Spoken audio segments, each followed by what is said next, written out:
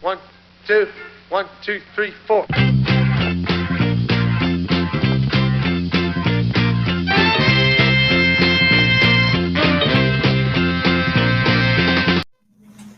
Hello and welcome to Off the Roll. I'm your host, Troy Hirschman.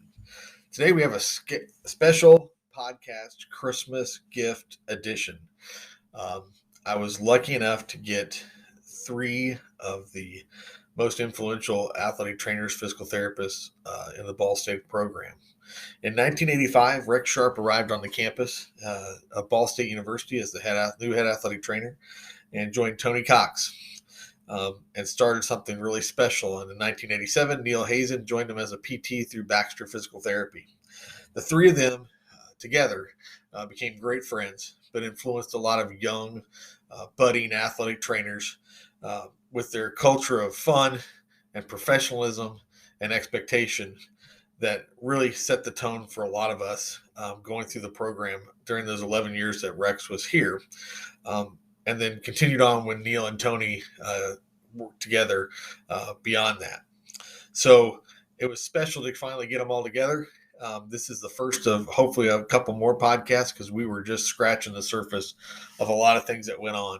But it was great fun, and hopefully it will brighten your day a little bit as you're getting ready for Christmas. Listen to the podcast. So we're going off the roll with Rex Sharp, Tony Cox, and Neal Hazen.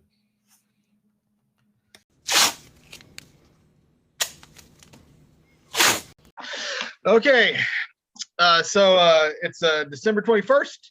We're in Columbia, Missouri, Newcastle, Indiana, and Muncie, Indiana, on the campus of Ball State University. We're going off the roll, very special off the roll before Christmas today. We have the trifecta, as a lot of people would consider it, for Ball State athletic training. We have Mr. Tony Cox in Newcastle. We have Rex Sharp in Columbia, Missouri for Christmas, now of Daytona Beach, Florida. And myself and Neal Hazen here in Muncie on the hallowed grounds of Worthen Arena. So we're going to go off the roll with these guys. It's going to be a lot of fun, and mostly we're going to kind of focus on their time together from 1985 basically to 1996 and see how this goes. So welcome, gentlemen, to Off the Roll. Thank you. Thank you. It's good to be here today. A pleasure. Yeah. So Tony, I'm going to kind of start with you, and we're going to just kind of let this go organically, basically, with this. But I'm going to start with you because you were the first one here. Tell us a little bit about tell us a little bit about the, with Don left, obviously they put a search out for a head athletic trainer, and you remember who they brought in besides Rex to interview? No.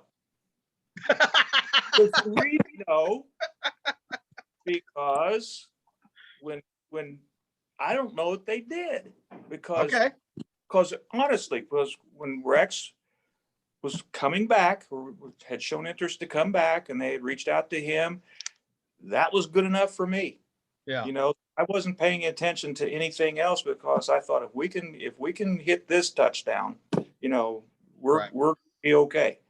And so, no, I don't know that I ever really knew that we did anything else. I mean, Rex was the guy. Yeah. Okay. Good. So do you remember sitting down and talking to him the first time? Oh yeah. Yeah. RLS ATC. That's right. On the Datsun 280Z. That's right. I'll never forget it. Yeah. It was wonderful. It was wonderful. But I think we probably talked about a lot of mutual names, and things like that, and the history of Ball State athletic training, and just the fact that it was very dear to both of us, and so I mean it was a great start. I wish I could remember exactly what we talked about, but I'm sure it was all based on, okay, we're going to work together, we're going to make our former alumni and people that were connected to the program proud of our program, and continue that we were the professionalism, and just the fact that I think people recognize that it was before us, that it was a very, very good program. Yeah. What color was the 280Z? 300Z. It was red. 300Z. Sorry. Yeah, no, I was red, but then 300. I thought it was a 300. But I It's the remember first year. rolling out the stadium. Yeah. It was And nice. It didn't have a U-Haul on it. that car was his baby. It was, for sure. First new car I'd ever owned. Really? Yeah. Pretty- Yeah, when I went into the stadium that day, when really, and Tony's right, it was a beautiful car. It looked like it was moving when it was standing still. Tony and I met at Tony's locker room right out there at Tillotson and McGalliard. We had that restaurant bar, and we had a great conversation. And that's the first time I'd seen Tony since when I was a student. And I think Tony was a young student at that when I left. And we did have a mutual goal of restoring the program to what it should have been. Yeah. And I think, I've said this 1,000 times to so many people, that guy right there, he's been the backbone of that program for a long time. And there's no way I would have accomplished anything had it not been for Tony. Yeah. Thank you. Yeah. So Rex, how did you hear about this job? Glad you asked, Troy. I was at Northeast Missouri State as the head athletic trainer there, the very first head athletic trainer they had ever had. So, I went in there thinking I knew everything about how to run a program. And when I walked into my first athletic training room at Northeast, which is in Kirksville, Missouri, I had a telephone and a filing cabinet, and that's all.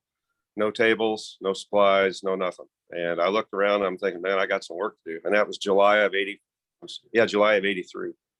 And went about acquiring some tables and some cabinets and ordered some supplies and kind of got things going a little bit. Had one student that had shown an interest in helping, a gal by the name of Teresa Myers. She lives in Mountaintop, Pennsylvania now with her family.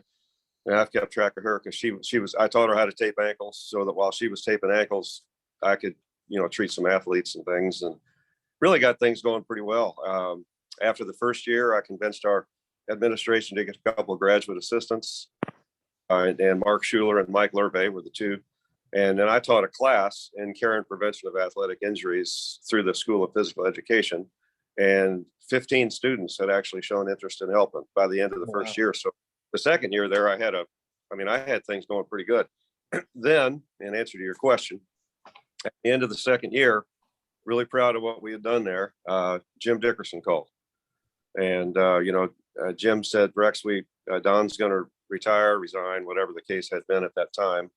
And he said, we really want you to come back and lead the program. And I remember saying, Jim, I'm flattered, but, I've got things going here like I really want them. And he said, well, we need you to come back. And so, I made the drive over, met with the athletic director at that time, Don Purvis, and obviously Tony and I spoke, and I think Andy Seeger was involved a little bit in terms of just meeting. She was the recently retired women's athletic trainer who then later moved into administration, and met with John Reno, Dr. Reno, and it just, things worked out pretty well for me. And, the whole key is always just to surround yourself with the right people. And it started with the guy there on the call, Tony Cox. Yeah. Hey, So- I'm sorry to interrupt, but so was JD with Kramer at that point? Yes, he was with Kramer. And, I owe so much to Jim and Ron Sendry, who I know we mentioned earlier. Those guys, when I was a student, they were there as assistants with Don, and then Jack Mansfield and John Falstick, Andy Seeger, Don Vogelsang. Those folks, they showed me how to be an athletic trainer, or maybe not. I know I've had a hand in showing a lot of people how not to do it, but I think that I owe everything. And Jim, had he not made that call, I would have never known, first of all, that Ball State's job was open, because I wasn't looking for a job. So I owe Jim that opportunity right there.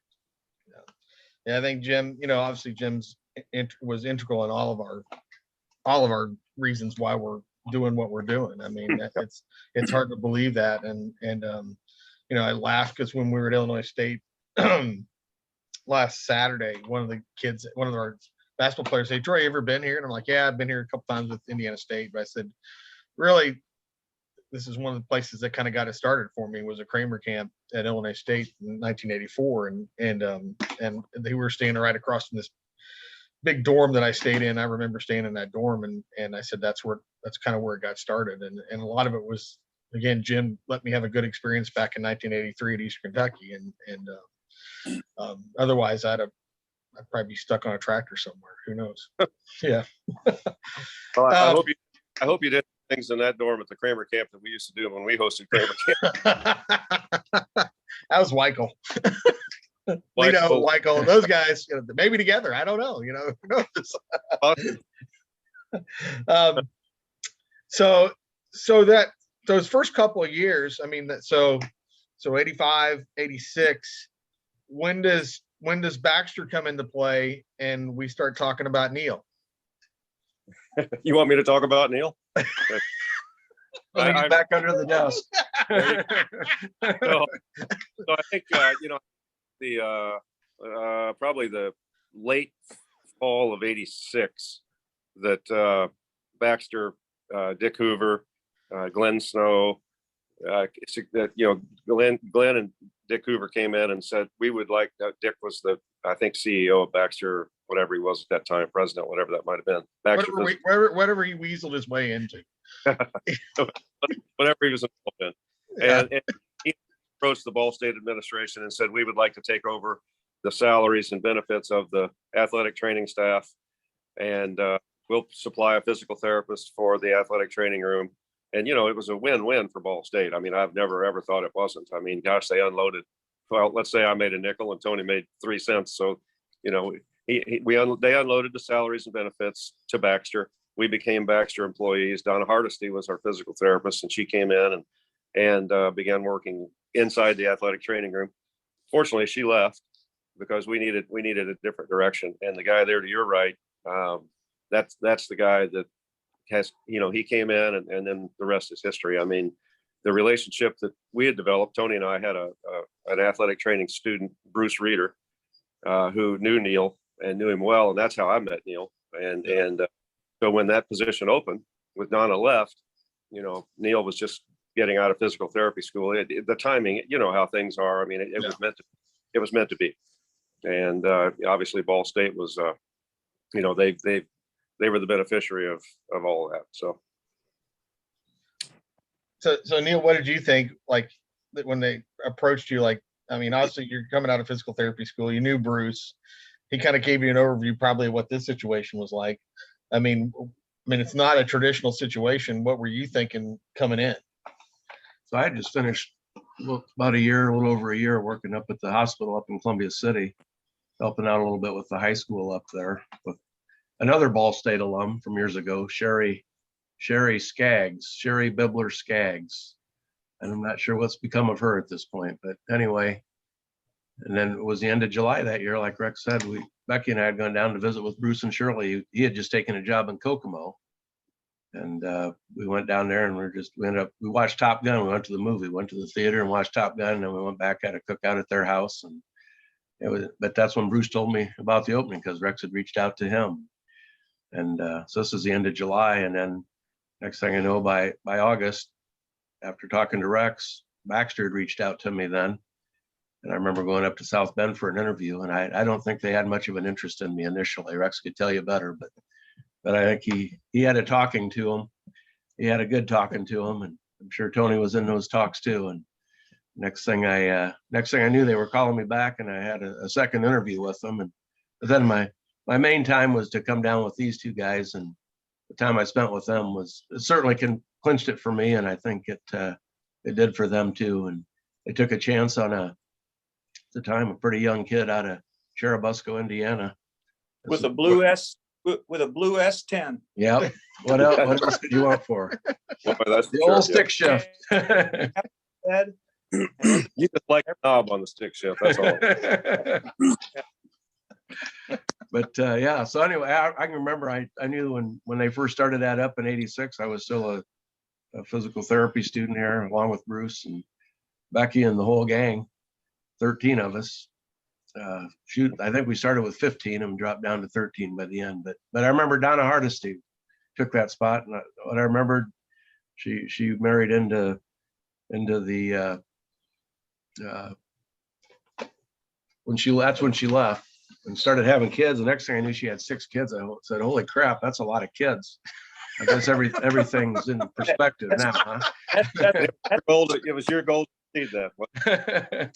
Yeah. But yeah, so she married into a fine Catholic family. She was already a fine Catholic family, and the rest was history after that for them. And then when she departed, things worked out, and I got started in the fall of '87.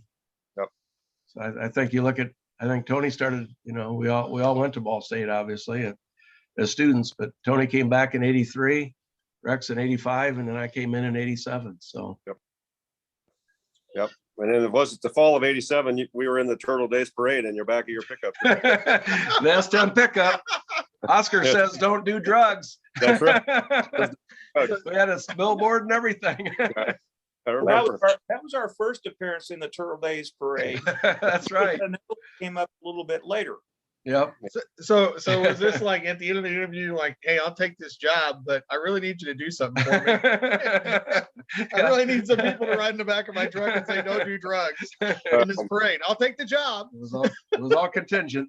Everybody thought Nancy Reagan started that slogan, but really it was Oscar. Oh my goodness. Ball State Sports Medicine. That was amazing. Right. Yeah, it was amazing. As you know, so you guys are kind of this, I mean, and then is that right when like it was so the athletic departments are divided, correct? I mean, so you have a women's athletic department and a men's athletic department. So who was taking care of the women's side at that point in time as an athletic trainer? We went through some different assistants. I couldn't hold on to anybody. I guess I alienated him. I don't know. When I first got there, it was Cindy McKnight. Right. And and she did a great job, but she wanted to pursue her PhD or EDD, whichever, the doctoral degree. So whichever she is now. So then she left, and then boy, I'm going to struggle, with everybody we did have. Vicki Graham came in for a few years there, and the unfortunate thing for us as a staff is that having the two facilities, or three counting football, that we did, and I look back on those days, I didn't get over to the other facility like I should have. I failed, and to provide supervision and mentorship or direction or whatever the case might be, I failed and kind of let whoever was in Ball Gym facility, which was ended up being a decent little training room. It wasn't when I first. It ended up being that way. So I didn't get over there enough, and so Vicki was there, and then Vicki left and went. Gosh, who was next? Neal, Tony, Trish Kelly. Thank you, Trish. Yes, Trish Kelly. Yes. And then, yep. And then when I left, I don't know, but those were three for sure that were there handling the. And I never liked the division either. I never liked that. I think when I was a student, going back into the late '70s, one of the most valuable experiences I had as a student was working over at Ball Gymnasium with then Andy Seeger, who was the women's athletic trainer, because otherwise we would have never ever worked with any women's athletes, and that's not preparing us in the best way. And so, in fact, in '85, when I got back there, Coach Paul Shudell, who I just talked to this morning, ironically enough, he called this morning, and he lives in Ormond Beach, Florida, which is about 6 miles from our house, and we see he and Mary as often as we can. Yeah. But anyway, Paul was willing to allow two female athletic trainers, students, to work with football, and that had never happened before. And Deb Wright and Joanne Winters, and both did such a great job professionally, and we loved them anyway personally, but professionally they came in and did a fantastic job working with football, and because of their efforts we were able to continue that, and really provide what I thought was the best co-ed education we could for our students. That's just a little bit of a brief history anyway. And so was Mike was the program director. Mike Farrar was the program director at the time, then went off to get his PhD. That's when Cindy kind of stepped in for a little bit. Right. And then obviously Cindy left, which brought Tom Widener in like in the early 90s. Right. I mean, and then so on and so forth. I mean, we won't get too deep in the weeds about that. But that's pretty much the history, I think. I'll tell you that, to John Reno's credit, when I got hired, or when I was offered the job in '85, I met with Dr. Reno, and he had 5 folders that he had on his desk, and he didn't throw them at me, but he set them over across in front of me, and he said, "Do you know any of these guys? We're looking for a program director." I knew 2 of the 5, Dan Meinert and Mike Farrar. Both had been graduate students in Michigan when I was a graduate student at Michigan Tech. One was at Michigan State and the other was Michigan, and I knew them. So I said, "Well, yes, sir, I know these 2. Those are the 2 that we interviewed." And when we interviewed Mike Farrar, got the job, which was awesome. He and his wife Linda moved in, and again, he provided great leadership for the academic side. He also worked clinically with baseball for the first year or so. Okay. And it's just too much. You can't really do justice to the program if you're working clinically with baseball. Traveling and working in the spring quite a bit. However, and I'll go on record as saying this anytime, I feel like it's really important that the clinical and the academic side work together. And I feel like that if you don't, and this is what's happened today, is that the academic side has nothing to do with the clinical side, and that's absolutely ridiculous and wrong. It's not preparing our students to be the best they can be. Yeah. Absolutely. Yeah. We've all seen that. Yeah, we've all seen it, and we're seeing it really now. I mean, in this entry-level master's program where they don't know. They just don't know. If they don't know what they don't know, that's right. Yeah, exactly. They don't know what they don't know, and We're not preparing them to be, at least at the college level. I guarantee it. Having done this for a long time, and Neal and Tony too. I mean, we know what it takes to do the job at the college level. You too, Troy. I mean, all 4 of us. And if someone aspires to be a college athletic trainer, then by God, they need to work a little bit at the college level, or they'll have no idea what they're getting into. And unfortunately, that's what I see now. As I've been able to kind of take a look back, and I think we did a good job when we were there because things were a little bit different academically. Mike understood, not that he and I saw eye to eye on every single thing, but he understood what it took to prepare students the right way. And to his credit, he was willing to let you at Troy as a student, for example, you're not restricted to 20 hours a week, because that's not realistic. right. He saw that, and he allowed that. Again, we didn't see eye to eye on everything, but when we brought Tom Widener in, you mentioned that. I remember having lunch with Tom at Wendy's over at the Student Center for the first time, and I was very impressed and have always been. I had great respect for him, and I know what he's doing now there at Ball State, and I'm not a bit surprised. He's always been a great leader. Yeah. It's unfortunate. I haven't seen Tom in forever. When's the last time you saw Tom, Neal?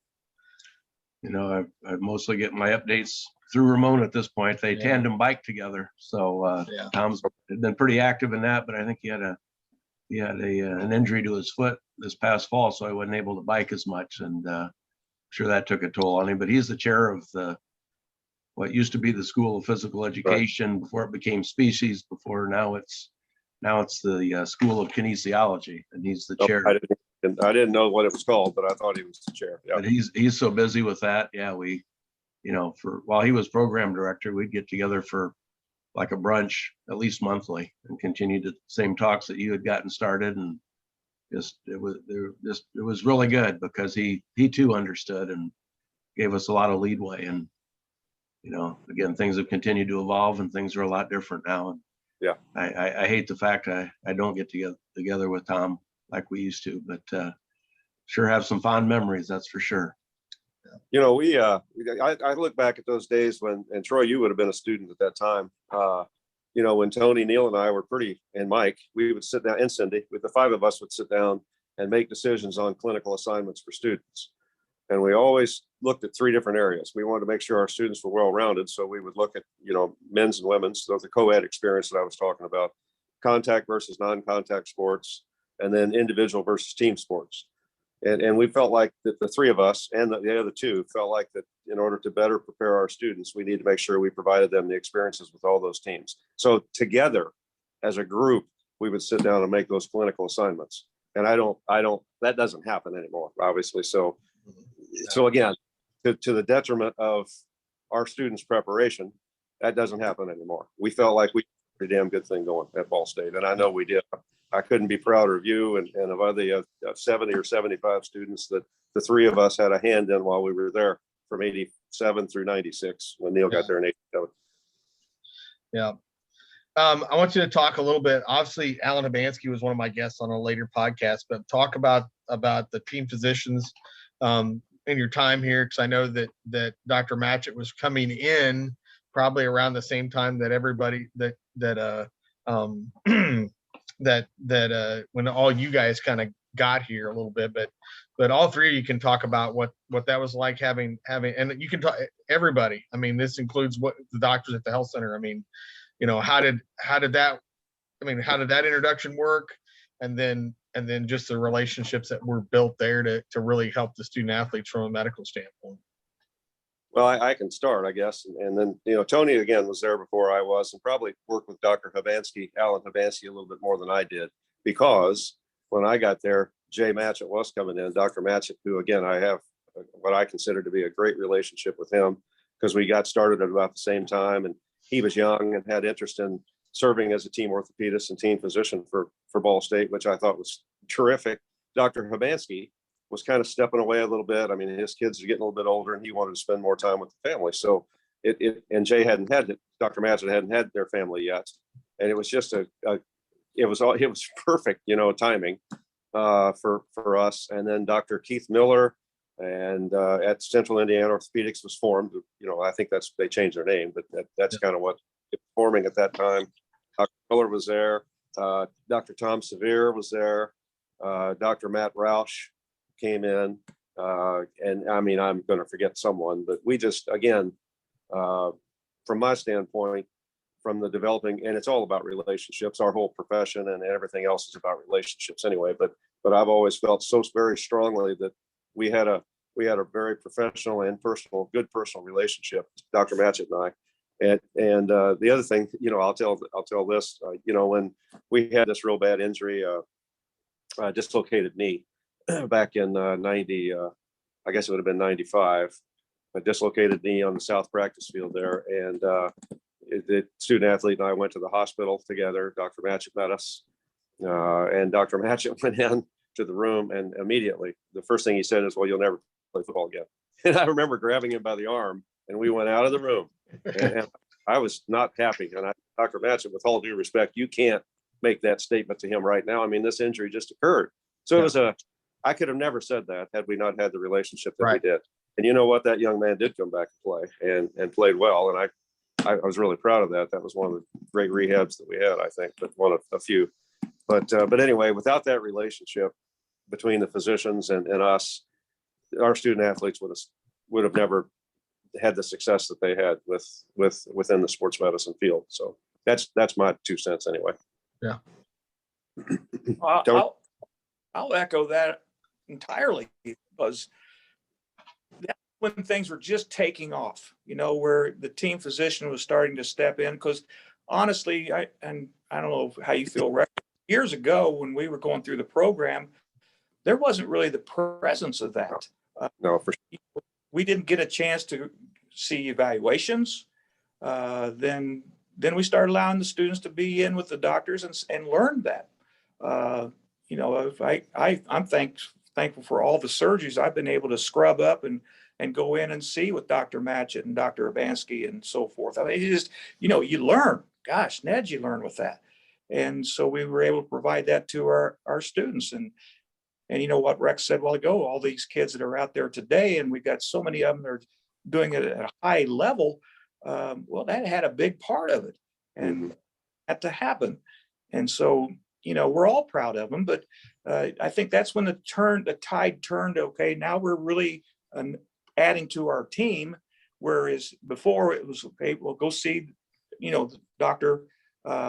Match or something like that. But then when they started traveling with us, we started having time with them away from the clinic or the environment of the training room. We were able to bond greatly with them, and become friends. And then they knew us and we knew them. And so when Rex said what he did about, when Jay kind of made that little slip up there, well, okay, that was just, but it happens. But, it was a timely situation. And that young man came back and did well, and a lot because of Rex, because, his dedication.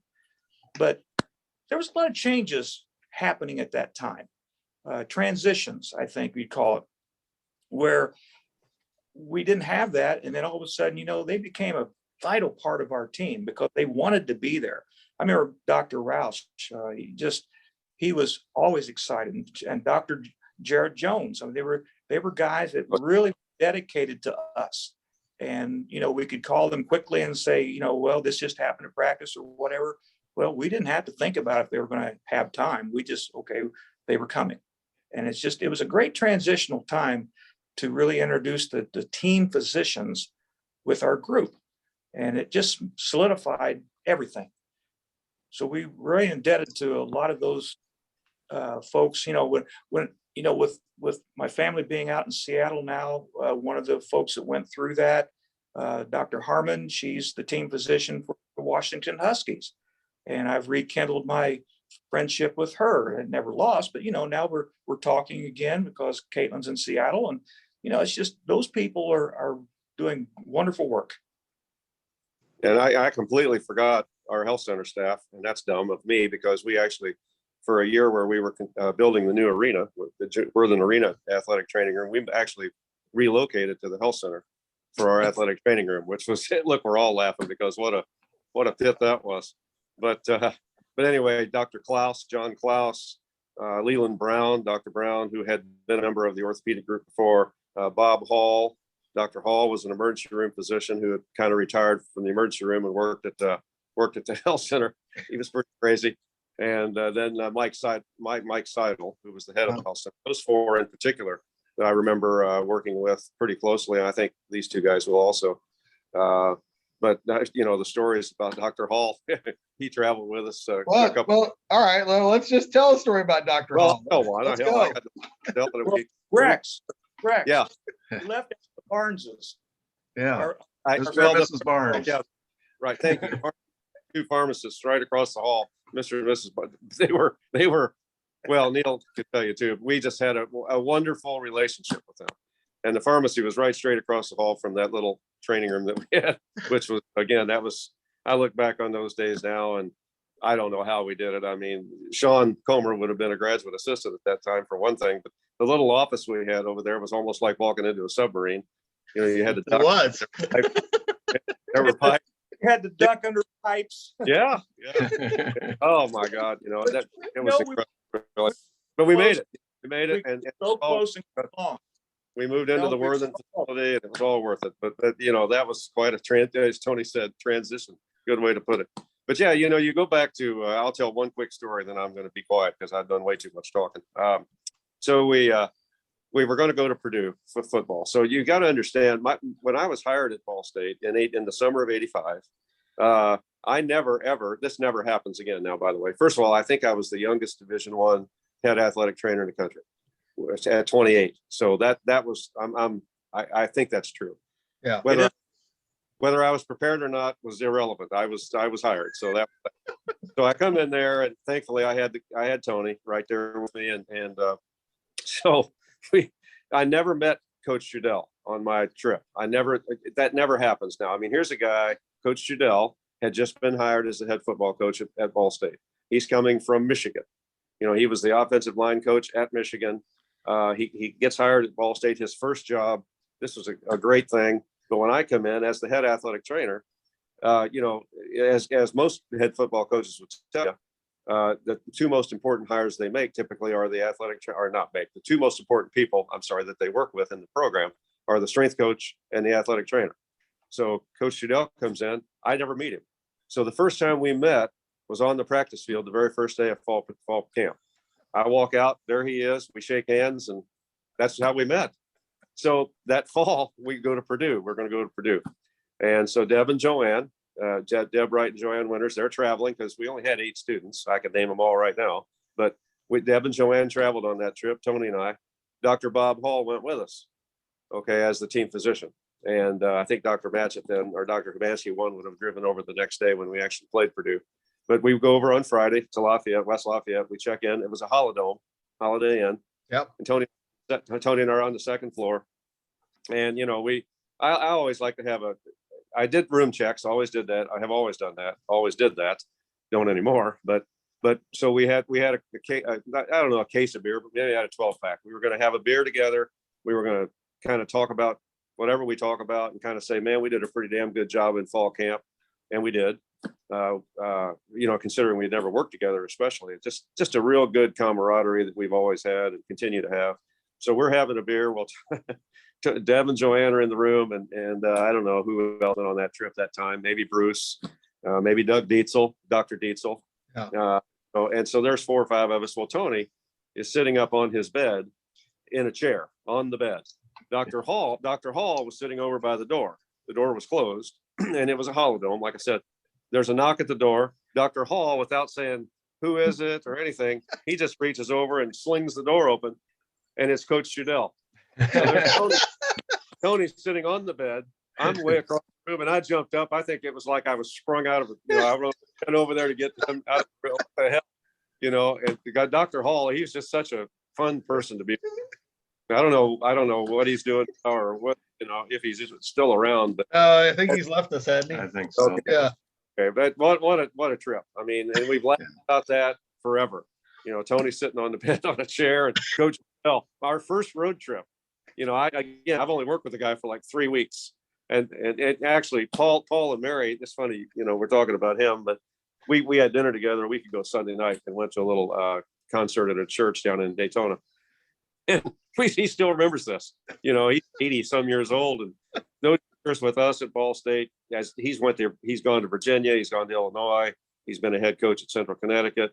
He's been around since Ball State, and he still remembers the very first road trip at Ball State because of that night. So what did he say? What did he say? I know, really. But what a night. Well, we weren't even inebriated. I mean, oh no, absolutely not. Talking and enjoying the company of everybody, and it wasn't For like sure. we were, and I'll never forget the look on his face. And I didn't look over at that time, but the reason I was sitting on the chair, because being short, everybody was sitting on the end of my bed, and I think we had probably some kind of a game on or something on the TV. Yeah, and so I said, okay, I'll take care of this. So I put the chair up on the bed and was sitting I think there. Draper was probably a pretty tall kid. He was probably there. Dietzel was probably there. Bruce might have gone on that trip. Deb and Joanne, because people drove over too to be with us, and we were playing Purdue. That was a big deal for Ball State, and so I think Tony's right. I think he was sitting up there just so he could see. But boy, and then the other time that sticks out in my mind too, Tony, and you'll remember this too, is when we went to Wisconsin, and we bussed up to Wisconsin. Okay, so Tony and I decided we were going to start having a few beers every Friday night, which I think, again, I don't know if that happens nowadays. Okay, but we thought from the camaraderie standpoint, and obviously it's paid off. I mean, Troy, you were a benefit of that. You had students there with us. I damn near died because of it, but that's okay. Well, you can talk about that in a second. But that's when you learn about the students and vice versa, and you can talk about the profession. You can talk about other stuff besides the profession, and it was so much fun. But anyway, we went to Wisconsin, so we bussed up there to save money. We were taking buses, and so Tony and I had packed a cooler. And Neal, were you with us at that time? Yeah. I think that Wisconsin trip I think I was just coming in at that point in time. So I wasn't on that Wisconsin. But that's when the bus broke down, right? Yeah. So we have our Gatorade cooler full of beer under the bus. We had pre-packed. we taped it so nobody got into it, and we drive up and we're going around Chicago, and the bus broke down.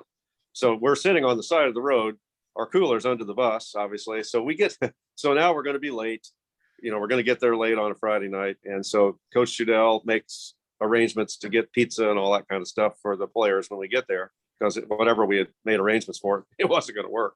Yeah. So we get to the hotel. Finally, we get to Madison, and we check into the hotel, and the guys are all in there getting their pizzas. And here's Tony and I carrying a Gatorade cooler, taped Gatorade cooler full of beer through the room where the players were all.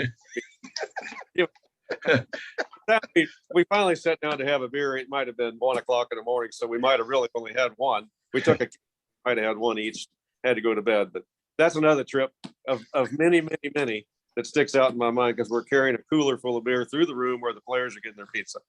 And, it was hilarious. I distinctly remember when I worked football that the first road trip I went on, you told all of us to go probably that Friday night while we're having a couple of beers, to make sure that we had money to go get something instead of the pregame meal. So what was the Shudell pregame meal for football?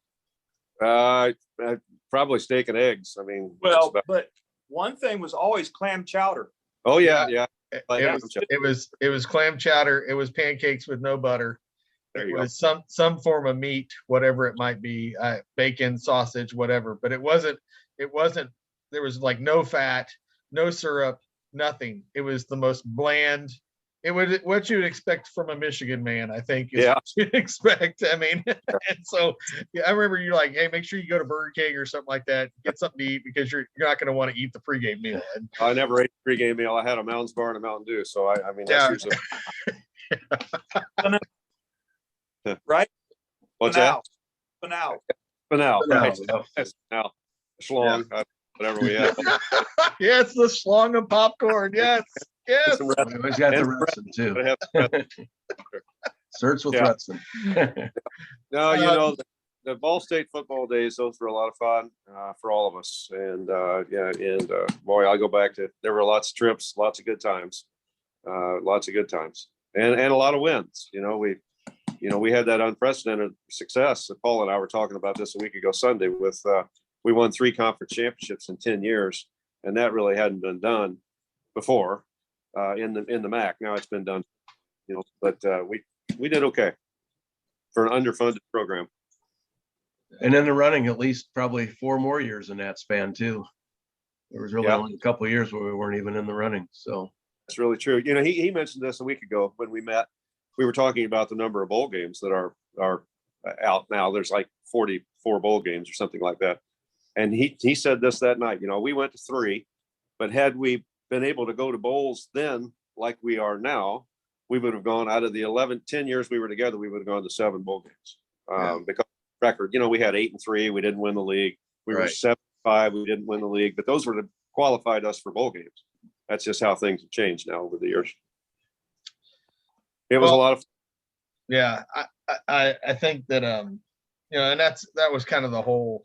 I mean, there was always something going on when Hoover was working football or whatever. I mean, there was at one point in time, obviously, male genitalia in a jar that was that was there for display purposes, really for one certain for football manager. Eastern Michigan. Yeah. Jim Harkema. Yeah. I'll tell you another story that you guys may remember that with Jones, you know, with Brian Jones, who's now, for those of you listening, he's the associate athletic director for sports medicine at Toledo. Really proud of Brian. But where were we? We went to Syracuse, and Neal, you probably remember, Tony, you may remember, we were going to go to Syracuse and play. And so I told Jones as a student, Jones was a student, and I said, hey, listen, we're playing a night game. So we're going to have some time. We're going to have some time. If you want to bring golf clubs, you know, there's an orange course and an orange and white course, I guess. I said, so you might have a chance to play golf on Saturday. And so Jones is so naive, you know, so he brings his golf clubs. We're on the tarmac at Muncie Airport, and there's one set of golf clubs. There's all the players' bags and all of our personal bags and all the other crap that we bring. There's one set of golf clubs, and I'll never forget Coach Shudell coming up and goes, whose golf clubs are these? And it was Jones. And he was just so embarrassed. But that really happened, man. We took golf clubs to Syracuse. I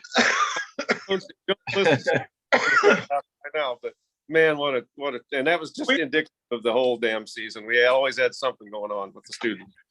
We were sitting on the plane in Syracuse on the top, waiting to have them bring one of those portable things out.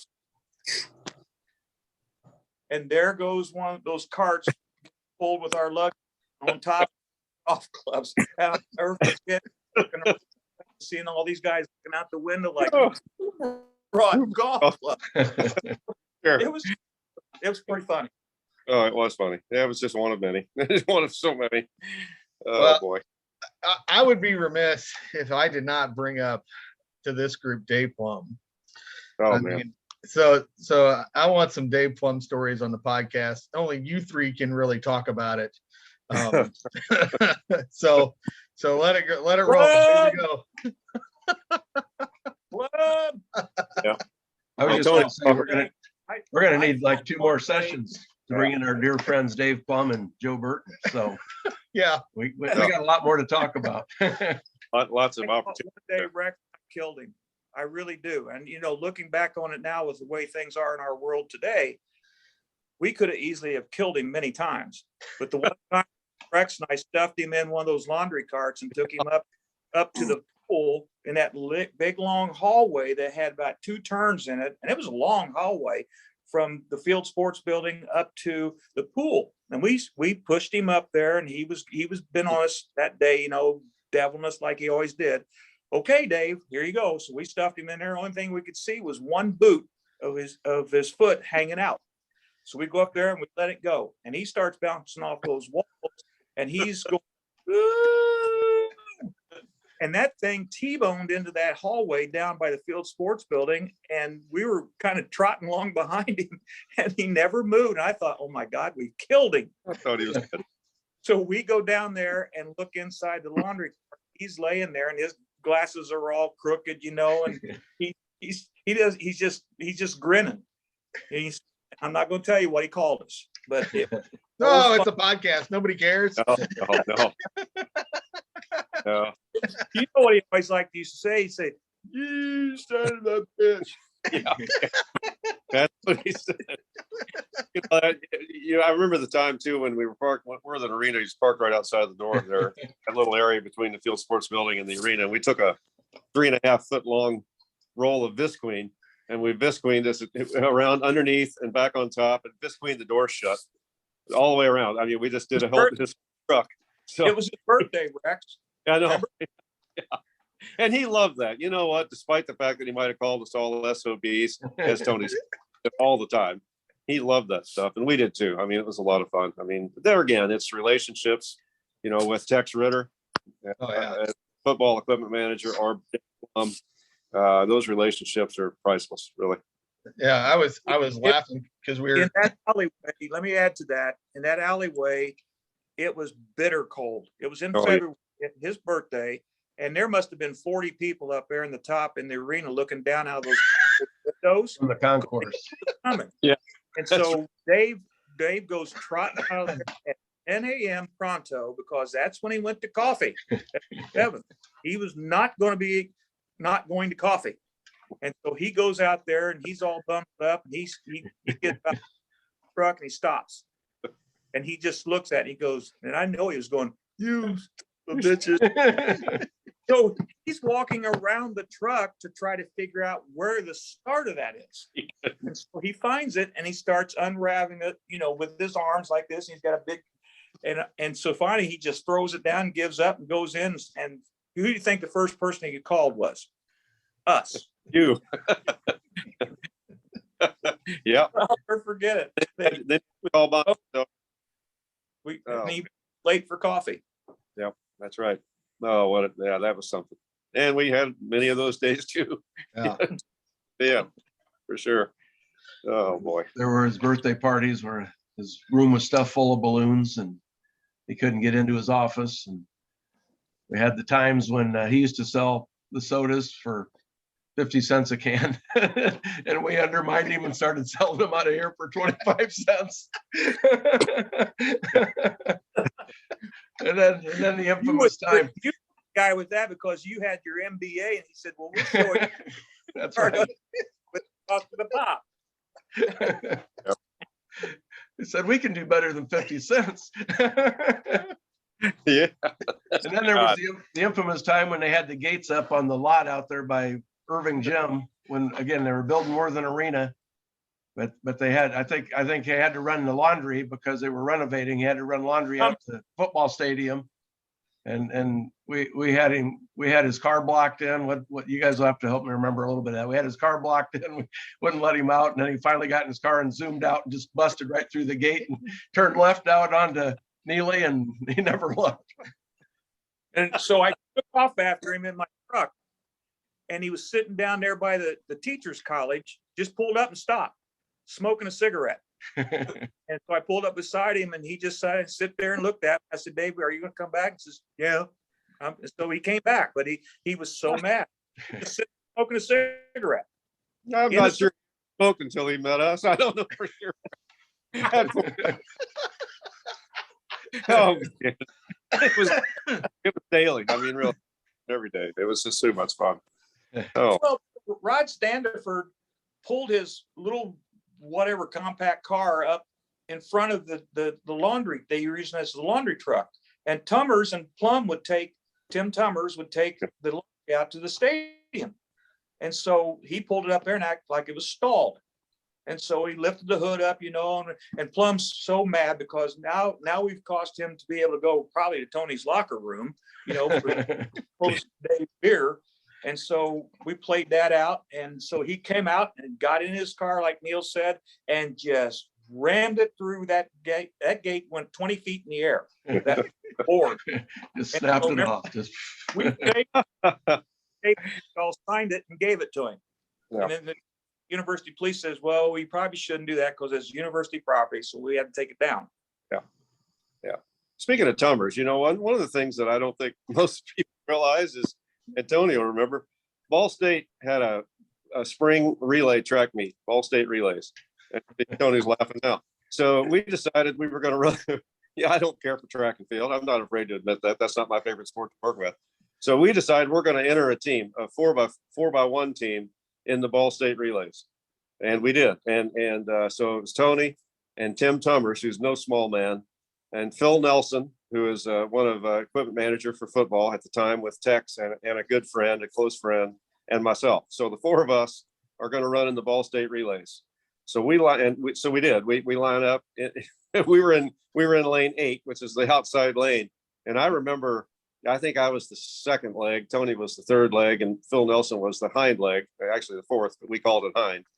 But I know for sure when Phil lined up to run that fourth leg, he lined up against the guy that was later on the Olympic team for the United States.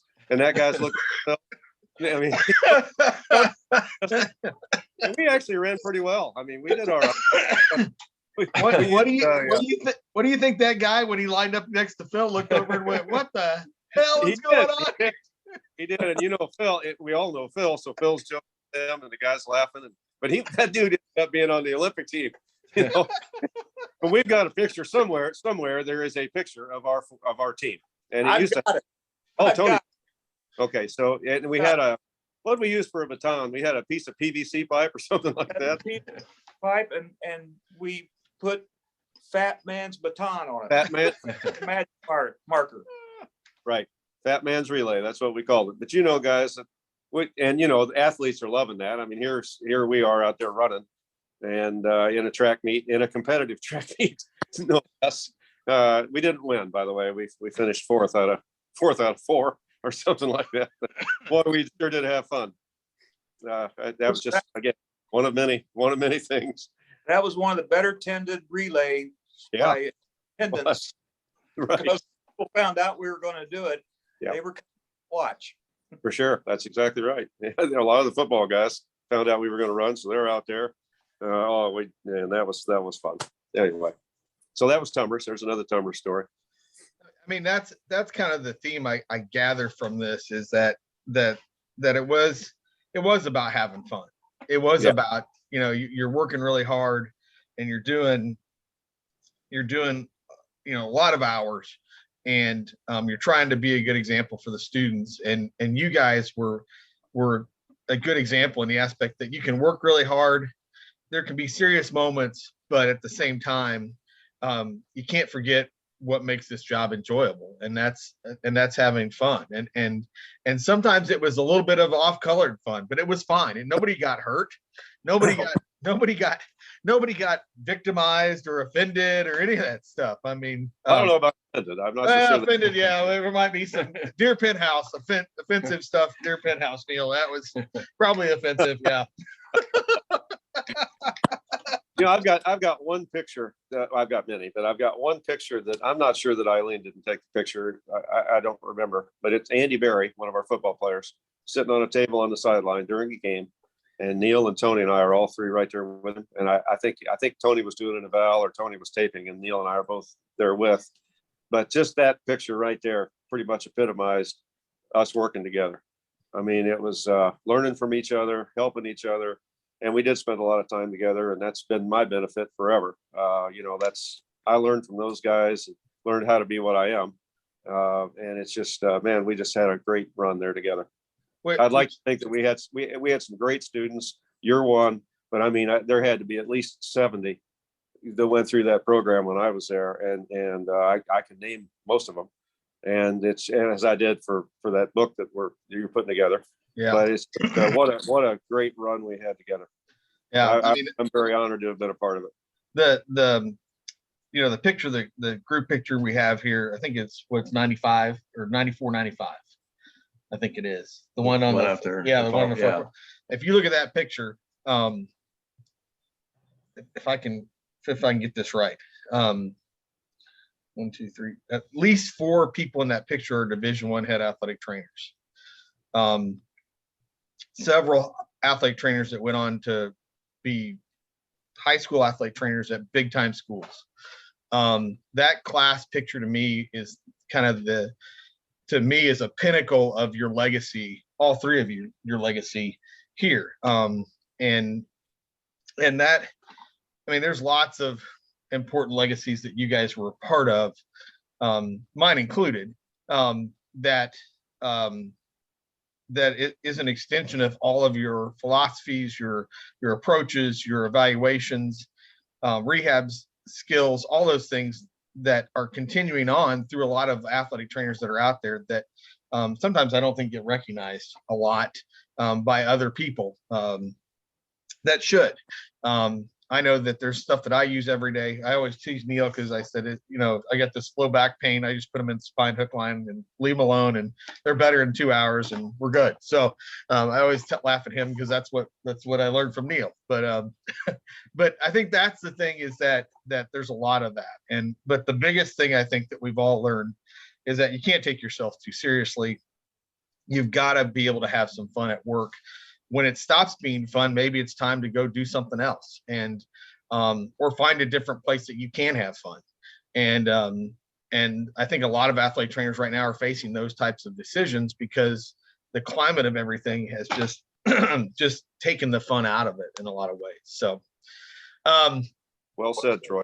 When I left Ball State and moved out here to Columbia at the University of Missouri, since I thought I think we did a great job of preparing our students at Ball State. I ended up bringing several of them here as graduate assistants, starting with Rob Hunt, David Brose, Jamie Brose, Ben Fox, Sarah Zitgraf Thomas. This was kind of known as Ball State West for a while, but you know what? It was making sure that our student athletes were taken care of as best they could be, with people that had a similar philosophy to mine, with regards to doing a great job and also hopefully, having a good time doing it.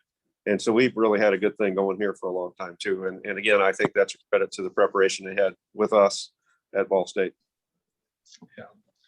So we're gonna start. Tony's probably got patients lined outside his door there right now in his office. But and when do you have to leave? You have to go pick Katie up when? 12:30? Yeah, we're leaving at noon. You're leaving at noon. Okay, we got a little time here. So one of the legendary things I think with you guys that maybe some people know, some people don't, the people that have hung around you know is the 500 every year. I mean, when did that kind of start? When did it start in the parking lot? It obviously started probably small and has grown to now it's including families and extended families, and now those kids are bringing their kids, and it really is kind of a legacy type thing. And so when did all that start? Well, let me start that, and I'll tell you why. Rex started that because when he came to back to Indiana, he had he really loved the 500.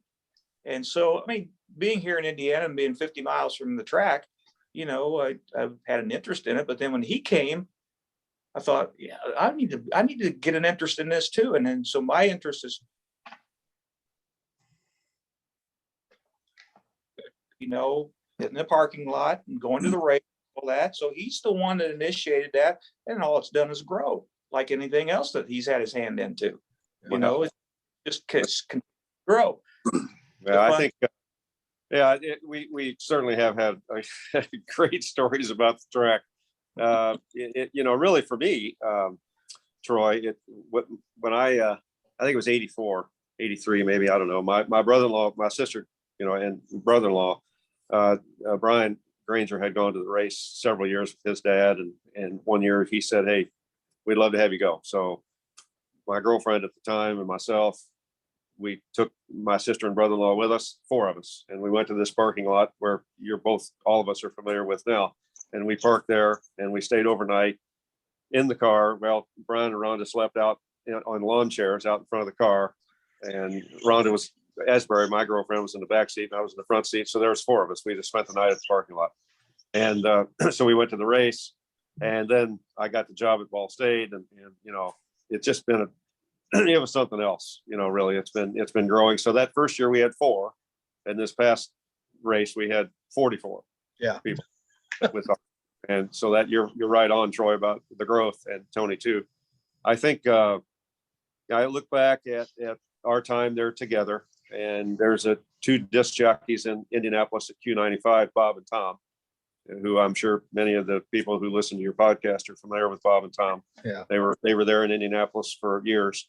Tony had, he kind of became acquainted with them, and then we went, so they used to take their show on the road in the fall to every college campus in Indiana. So they came to Ball State, they were at the Student Union once. And so Tony and I, at the time, decided we're going to go to their show. Well, the show started at 5:30 in the morning, so we meet over there, and I had to go. I mean, I had to leave and go back and do football treatments. Tony stayed, and I think he talked to them, from that point on. And Bob and Tom were our guys. I mean, we really couldn't do them in the training room because of the nature of the show. I couldn't have some of their raunchy humor.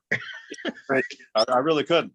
But we would listen to them in the car, and we would talk amongst ourselves about them. And I'll tell you one thing that, again, this is all Tony that really started this, but Bob and Tom came up to do a celebrity golf outing in Muncie, and Tony and I, and they had this Thursday Carburation Day party that was held in the infield at the Speedway. And Tony and I were fans of Bob and Tom. We're also fans of the race.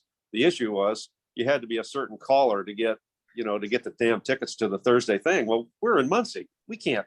We're working. We can't be calling down there, and there were no cell phones. So anyway, Tony, you know what? They're going to be at the golf outing. We're going to the golf outing. We're going to try to meet them and talk to them.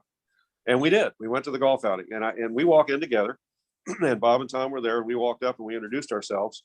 And we said, we'd love to be able to come to your Thursday Carburation Day party, but we have no opportunity to call. And I'll never, ever forget this. Tom Griswold, he said, I've got tickets in the car. And he jogged out to their car, which was however far away it was from the clubhouse. And he brought 2 tickets for Tony and I back for that Thursday party. I'll never forget that. And we went. And then that Thursday Carburation Day thing started to become kind of a tradition in and of itself for us. And Neal's laughing now because Neal was almost a victim of one of those ones. But we go down to the track on Thursday, which at that time was Carburation Day. Now that's changed to Friday, and it's practice and everything. But we would go there. So Carb Day was maybe 11 to 1. I'm throwing that out maybe as a possibility. So at 1 o'clock, we didn't want to go back to Muncie. So we'd go downtown and go to the sports bar or whatever we did, It was lingerie lunch, wasn't it? Lingerie lunch, and things that I never had a chance to do until at that point. Pretty much every sport that we were working with was season was over, or we had an associate working with the sport, so we didn't have to be there. And the 3 of us had a lot of good times in Indianapolis, during associated with the race. And then on Friday night, that was Thursdays. Then on Friday night, I would go down to stay with Phil, the guy that we talked about a minute ago. He lived in Indianapolis. We would all stay there, and he'd have a little party on Friday night. Then Saturday we'd go to the parking lot with where we all are now, and we'd have a party all day long and get together. And it, like I said, and you said, it started with maybe 6 people, and now it's upwards of 40 all day Saturday, and then going into the race day on Sunday. So you're right, Troy. I mean, there's been a lot of good times in and of around that speedway, and that, I don't know, I can go on and on. So it means a lot to me. Yeah, it's gotten to a point now where there's people that just come in and make appearances on Saturday. Right. I'm one of them because I usually got kid stuff, but Right. I mean, it was kind of cool to see Mark Lahr and Jessup, and obviously Lito now comes down with Ryan, and it's usually for the time being, Tony and I are stopping in on Sunday mornings, and you've had Dietzel and Draper, and I can go down the line. Angie Miller comes over, and it's just it's almost like it's almost like an alumni party now, and including all your family and stuff, Brian's family and whatnot. But I think it's really, really cool that that's kind of a place that we can all reconnect and catch up and enjoy seeing each other and stuff again too. And again, it started very innocently, just like let's go do this. And then you were inviting us as students, hey, come by on Saturday and come to the lot and hang out and do that. And a lot of us got a chance to go to the race because of that, because you always had some extra tickets, and it's been a lot. It's been a blast. There's been a lot of people, it's funny. I mean, you brought up Ben Fox. I mean, I still have a picture on my computer of Ben at the race, obviously had a lot to drink, and then red as a lobster with his arms up in the air like he just finished a marathon. Lito asked me about that every night. You should got that picture of Ben. I'm like, oh yeah, I still got that picture of Ben. So I think the marathon was just making it through the weekend. I think that's what it was. If you can make it through the weekend. Yeah, when I moved out here, we have brought people from out here with us. Eileen and I have brought some of our people back, to Indianapolis, and now they come to the race. I mean, so you're right, Troy. I mean, it's been pretty cool, honestly. So yeah, now you can all come to Daytona and go to the Daytona 500. Oh, yeah. I'm all for that. Yeah, I'm all for coming that. up February. We'll be there for sure. My final kind of, because we're getting close here, and I want to make sure everybody's got time because we're going to do this again, and eventually I'm going to have individual podcasts with you guys, because I want to talk about how you got started and some things that happened along the way. There's just so many things that we just can't cover right now, but if there was a way, I mean, is there anything that you would say to a young athletic trainer about working together with your friends, some advice, whatever, what would that be? Go ahead, Tony. You can tackle that one. Yeah. Well, it's about relationships. I mean, obviously we've talked here for whatever hour or whatever it is, but I mean, I owe everything. And even Troy, you as a student at that time, and what we've become as far as great friends today. Yeah. Spearheaded us right into that. But I don't know if anybody's picked this up as they were watching, but the relationships that I've had with Rex and Neal, and obviously with you, as well, are truly the best things that's ever happened to me. Family. It's just a neat environment to be in, to be able to meet people, to work with people, to understand. I've learned so much from Rex. I've learned so much from Neal. And, because you've really invested yourself into this profession, I listen to you. I mean, you've got some great knowledge of this. So, if you can be around people that really care about the profession and enjoy the work, you can't put a price tag on that, because this is just a small amount of what Rex and Neal and I've been through together. And, there isn't a day that goes by. I've been gone from Ball State now for 15 years this month. And, I think of things every day that I worked and learned from both of them. It's been amazing what I've been able to have from them. They provided to me, not only as friends, but, my growth in the profession still. It's just, it's if you can get around people like that. But the problem is, it's not out there as much as it used to be. It's just not. And so if a youngster can latch on to somebody, to be around, do it, because it's not in the textbook. It's not all about just the textbook. And then, as Rex talked about initially, it's just, this is a dying situation where you can't really learn on the move. And so when we get students that come down here, to do their internship or whatever, we try to provide them with just the understanding how this works. Okay, how does it work? You know, I was fortunate enough to be at, you know, at the collegiate level, and so I can talk about a lot of things. And now being at the high school level, there's no difference. You're just working with people. You know, these kids want you just as bad as a college athlete or as a pro athlete. You know, when I worked the combine, the NFL combine, you know, I was around those guys for 5 days. Just they need you as a person, and it's unique lifestyle.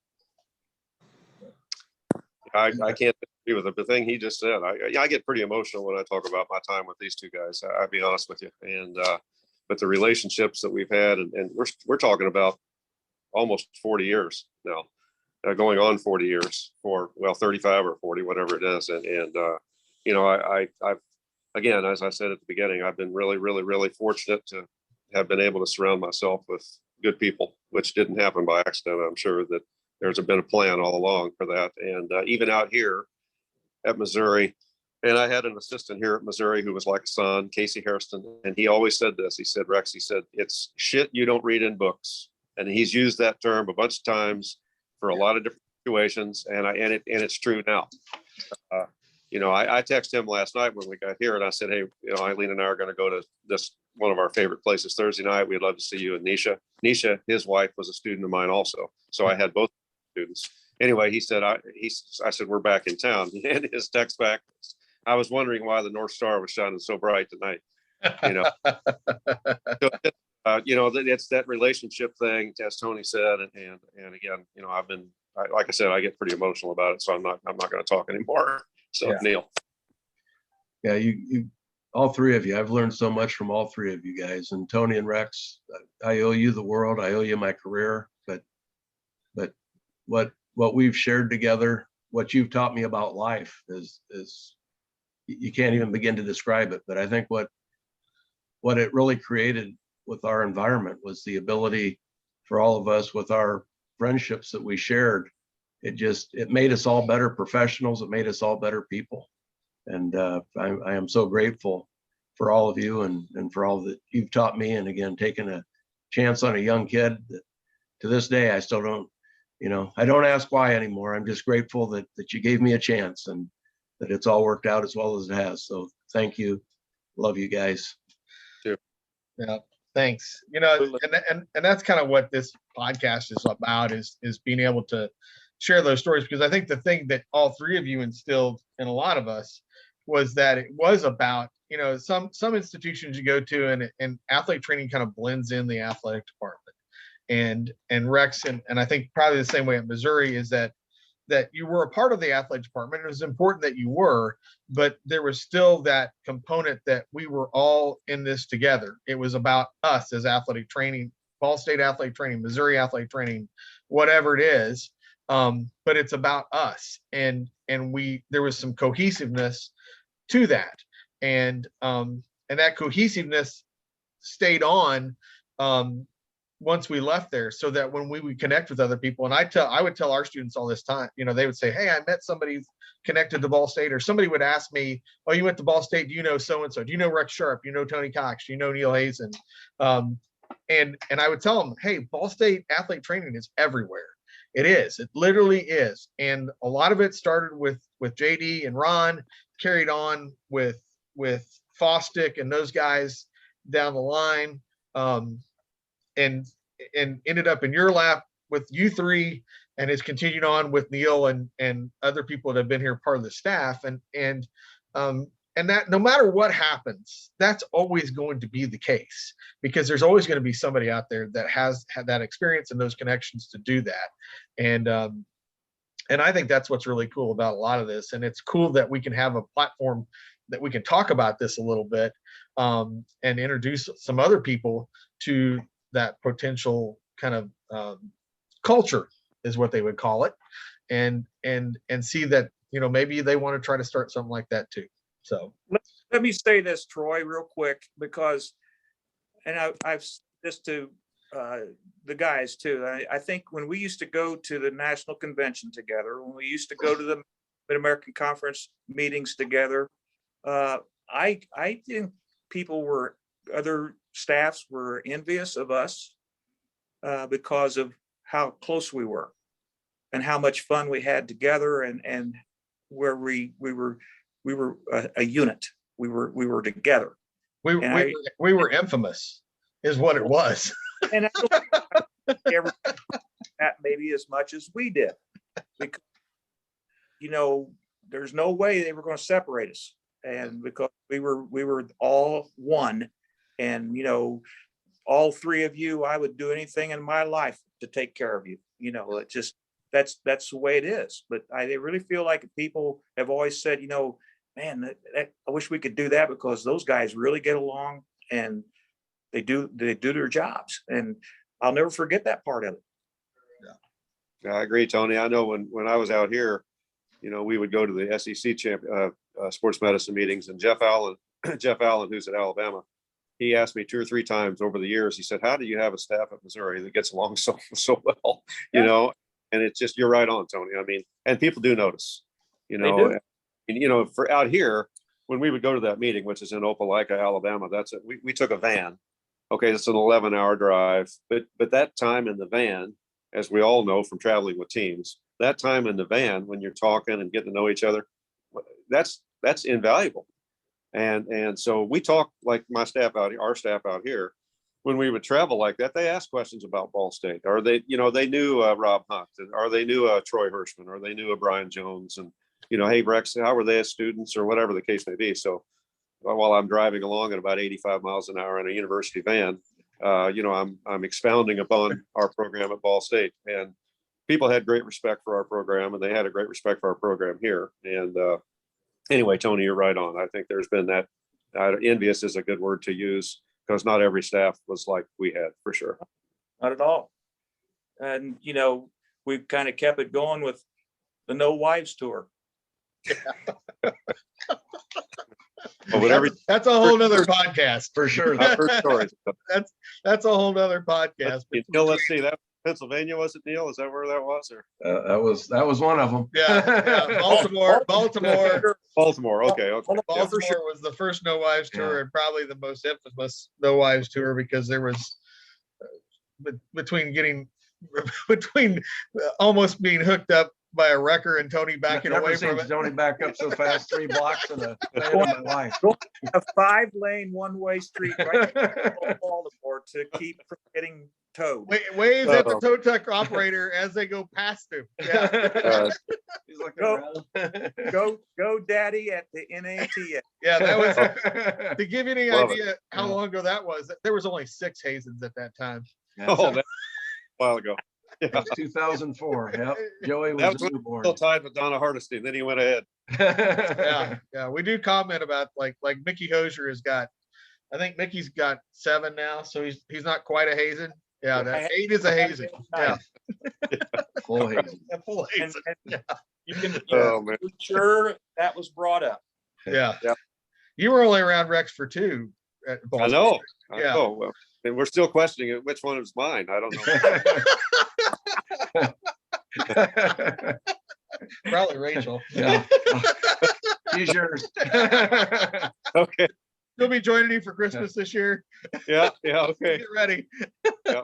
Oh man. Well, listen, dudes, this has been freaking awesome. I wish we were all together, but this is the next best thing. Troy, thank you for all you've done. Well, that's what we'll do the next time. We'll figure out a way to make it happen in person and have a lot of fun with it too. Because I'd like to do it again, because there's still a lot of stories out there. I'll just bring up 11-11.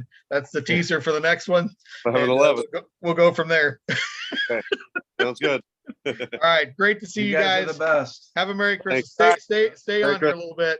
Make sure I get this stopped. I want to thank Rex, Tony, and Neal for meeting with me this morning and getting this podcast down before Christmas. It was kind of a short notice type of thing, so it worked out really well, and we had a lot of fun. So give us some feedback on offtherollpodcast@gmail.com. Or reach out to me on Facebook. You can reach out to my personal Facebook account or respond on Twitter. That's where I'm posting some of this stuff at too. Hopefully we can get these guys back together again. I'm sure we can. And hopefully, personally, we can really lay it down and get some great stories beyond what we talked about today, because there's a lot of them. Hope everybody has a Merry Christmas and a Happy New Year. And we look forward to meeting with everybody again on Off the Roll.